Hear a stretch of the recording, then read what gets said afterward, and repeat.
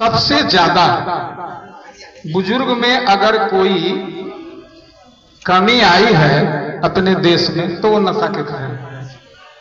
जो कहना है वो कहूंगा, क्योंकि हमारी जो परंपरा रही है सनातन की, सत्य सनातन की, इसमें बुजुर्ग ज्ञानी हुआ करते थे। केवल पढ़ने से नहीं कि स्कूल में पढ़ते थे। ये देश विश्वामित्र वशिष्ठ का है। भगवान राम के गुरु हुए विश्वामित्र जी, वशिष्ठ जी, आप सब लोग जानते हो।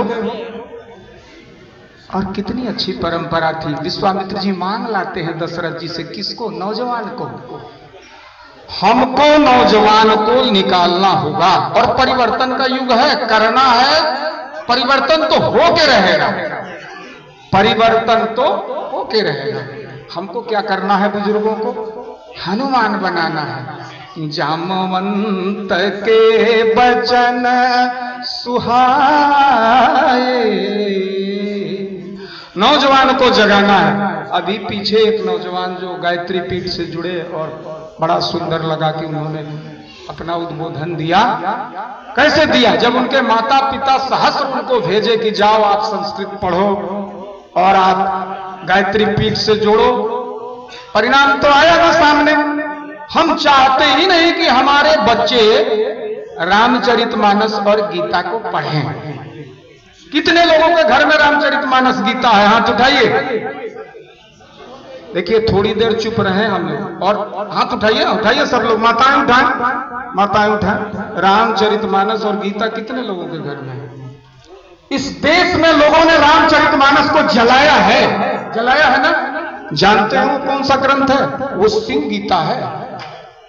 शिव के माता पिता का वर्णन नहीं है, वो उस बोधि पुरुष की तरफ से निकली हुई वाणी है जिसने पहले जाना कि ये संसार कैसे बना है। इसलिए रामचरितमानस में लिखा है वर्णा नाम अर्थ संघाना। वर्ण का मतलब ब्राह्मण, क्षत्रिय, वैश्य और शूद्र नहीं है। वर्ण का मतलब है अ, ई, उ और ए। पढ़े लिखे लोग हैं यहाँ, थोड़ा समझे रिटायर्ड लोग हैं। अ, ई, उ और ए। इस संसार का अगर कोई पहला अक्षर है तो वो अ है। उसकी उत्पत्ति किसने की? परमात्मा ने की। उसी से ओम बना। हम बुजुर्गों को चाहिए कि हम उस अक्षर से जुड़े। यहां जितने नाम है ना, सब में अ, ई या उ या ए घुसा हुआ है। तो परमात्मा सब में घुसा हुआ है अक्षर के रूप में। काहे के रूप में? अक्षर के रूप में। तो क्या करें?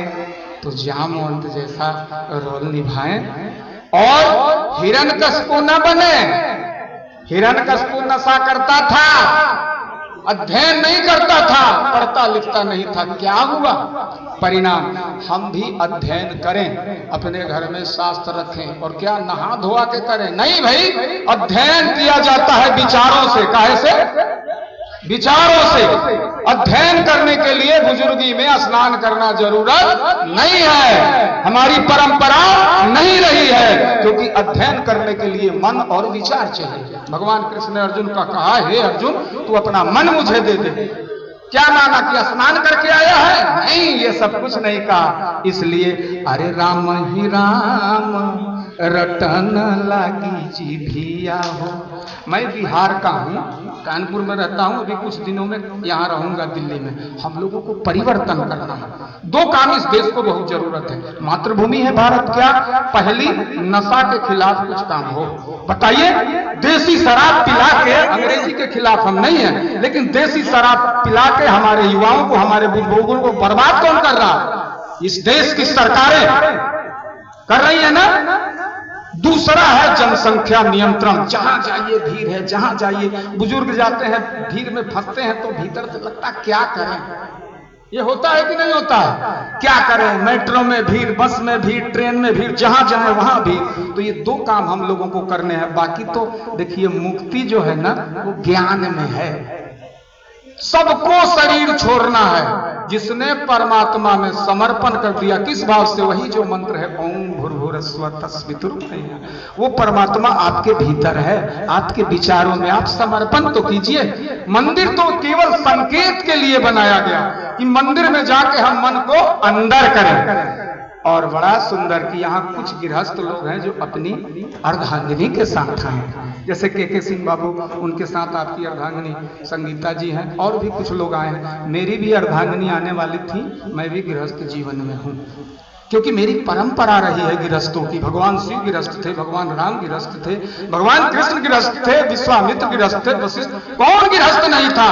गृहस्थों को ज्ञानी होना चाहिए, और उसके लिए अध्ययन तो करना पड़ेगा, खाली पूजा पाठ से होने वाला नहीं है। सनातन धर्म कहता है, रामचरितमानस कहती है, अरे परम प्रकाश रूप दीन राती, और नहीं चाहिए कछु दिया घृत बाती।